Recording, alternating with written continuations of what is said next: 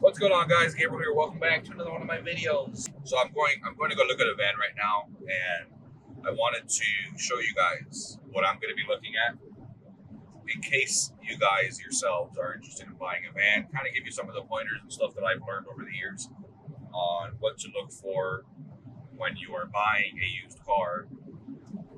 If you really don't feel confident, I would highly recommend you finding a seller that is okay with you taking the car over to a mechanic and letting the mechanic kind of look it over, making sure that the mechanic obviously is reputable. But if you're not like super mechanically uninclined, so if you know a little bit about cars, you can generally discover most things through an inspection yourself. There's just very big ticket items that you have to watch out for. The first big one being the engine, obviously making sure that the engine is good. That's not too difficult.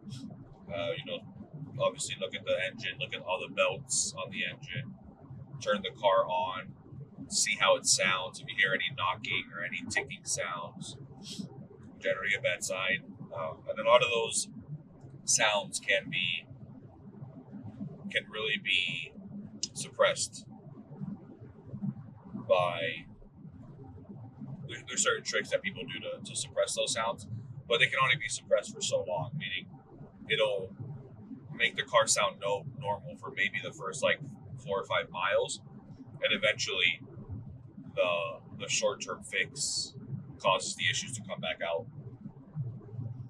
Another big thing that you should do when you first go look at a car, which I'm going to show you, is use an OBD2 sensor. It's a little, I don't have it in the back, but it's a little device that you scan. You can plug into the car's computer, and you can scan the car for any error codes.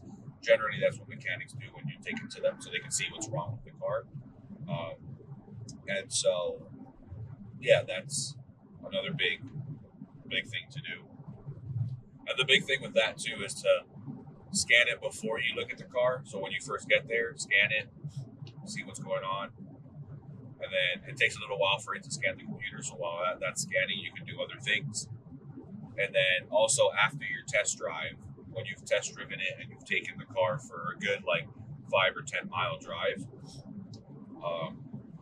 both on the regular street and on the highway, come back and then scan it again and see if any error codes come up. Because a lot of times people might clear the computer's codes, which can cause issues. And if you get any error codes and you don't know anything about cars, just walk away, because you're better off just walking away. It's not worth the headache. Like I went to see a van yesterday, and the gentleman swears that it never had any error code or any check engine light on. But the moment I sat in it and I turned the key and I turned it on, the check engine light was on. I scanned the computer, and there was a misfire in one of the cylinders in the engine. And that it could be potentially a simple fix, like just swapping out a spark plug or something. But again, not worth the headache, not worth you taking that risk, especially when he was asking for like full price for like a perfect condition van, and that van was nowhere near perfect condition. So, yeah, that's one thing. Obviously, checking the frame. I have a magnet, and I'm going to go throughout the entire van, and I'm going to check the frame and make sure that the van is in good condition. Make sure that the van entire body is actually magnetic. If the magnet doesn't respond to certain parts, usually that's a sign that they've used some sort of material after an accident and use that to cover up the damage. Which, if usually you're going to be pulling something called a Carfax, always recommend that you pull the Carfax. The first van that I saw that had the misfiring cylinder, it was in an accident, and I asked the guy if it had been in any accidents, and he said no. Doesn't mean he was lying, but it just goes to show you it's just another sign that the gentleman was very misinformed about the actual life of the van. And so it's another big red flag. And I just decided at that point, I was like, hey man, I'll let you know if I decide to get it. I'm done. So I just walked away. and that makes it so you go in with a lot of leverage the more you're able to inspect. And there's a guy on YouTube, Chris Fix. He has a whole series which I highly recommend that you guys watch on car inspections. But on top of the list of stuff that he shows in the video, he also has a checklist which you can actually download and print. And I'm going to be using that as well. It's very, very handy. Just have a physical thing that reminds you of what to look for so that you aren't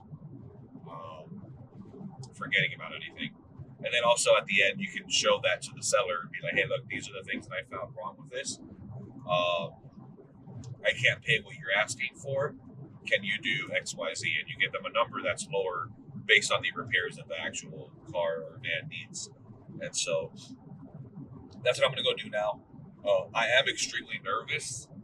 Not because I think I'm going to screw up on the inspection. I think I'm fairly confident that I know what I'm doing with the inspection. My concern is I'm buying a pretty expensive van. It was listed for $16,000. I already got the guy down to $13,000. Which, funny side tangent, the owner of the van bought the van in June of 2017. He's the first owner, but in March of 2017, he actually won the lottery. So he didn't tell me this. I actually just did some digging on the guy, and after he gave me his name, I was able to find out that he actually won the lottery here in Florida in 2017. That's the main reason I'm going to look at this van, because the guy won the lottery, man. I'm gonna try to get a really good price on the van. I'm gonna try to get the price down to where even if it had like a catastrophic failure of an engine or something, it would still be a good deal, because that would at that point give me the ability to just buy an engine and still be kind of breaking even, more or less. So yeah, this is like a once in a lifetime deal. You're not going to find these too often. Usually you're going to be paying probably around what the value of the car is traded. Some people overvalue their car, and that is a tendency that you kind of have to just get used to with buying cars. More often than not, I've already got to see like 4 or 5, I don't remember. But I just ended up walking away from most of them. Not because most of them I didn't even arrive to the negotiation.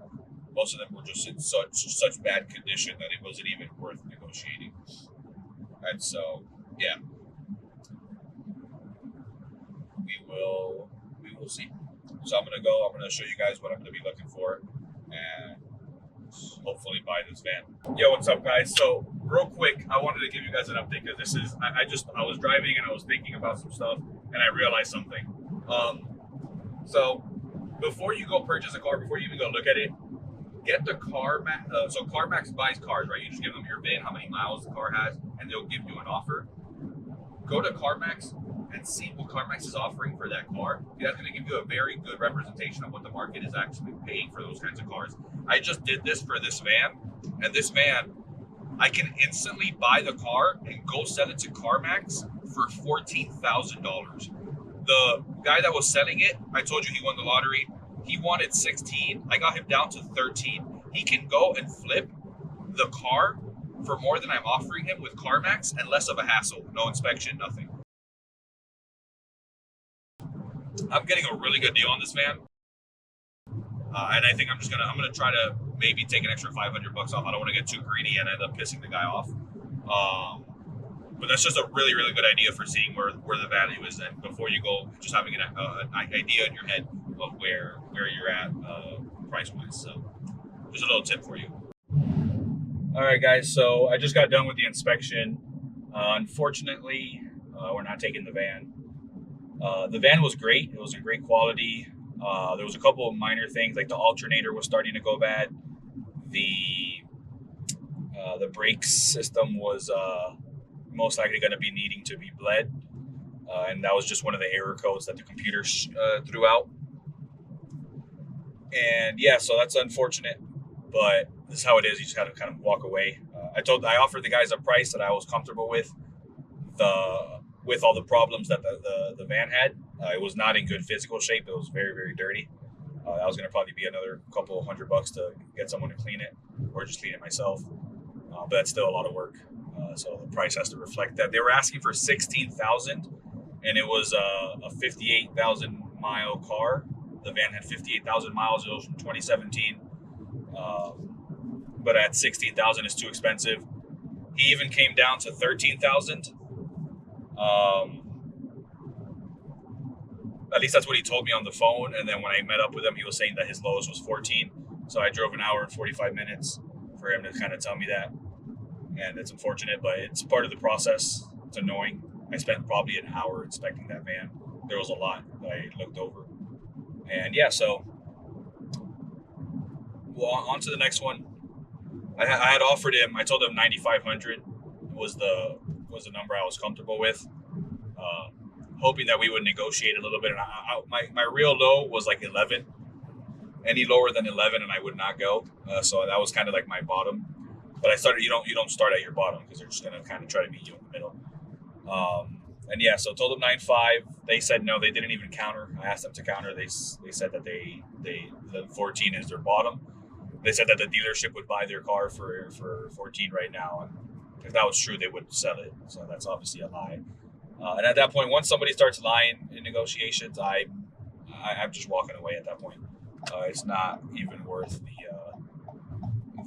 yes they will, no they won't discussion. So yeah, walked away. I haven't eaten all day. I did that inspection. It was still beneficial because this was the first actual express van. I had already inspected a bunch of Econoline vans, but I had never inspected a Chevy Express. At least I don't think. The last ones that I've seen have all been Econolines, if I'm not mistaken. But anyways, it was still, I learned a lot. This was the first time that I did an official kind of, I'm trying to go into Chick-fil-A right now because I'm starving. Oh, my bad. That's the wrong way. But yeah, that's the way the cookie crumbles. Sometimes you win and sometimes you lose. And this time, technically I won because I didn't buy the van and I still have my cash. So I'm still technically up ahead. But kind of sucks though. I drove an hour and a half and I spent an hour inspecting that. And they're not even going to work with me on price. It's kind of, the price that they were asking is just unrealistic. So yeah, that is the way that cookie crumbled. And now it's just go back onto Facebook Marketplace, start looking for other vans, seeing if there's any van out there that piques my interest. A lot of the newer vans, or the vans, not newer vans, but the ones that are posted that are newer, a lot of them are unfortunately very overpriced, and they're asking for a lot. Either that or they're just really bad shape. They're just not good quality vans. And I'm not gonna buy a crappy quality van and pay overpriced. So I'm trying. Honestly, I'm not in any rush, fortunately. So that's something to keep in mind too. If you're rushed, you're gonna end up making bad decisions. So try to set your life up in a way where you have the ability to really kind of meditate on it and think about the price. And yeah,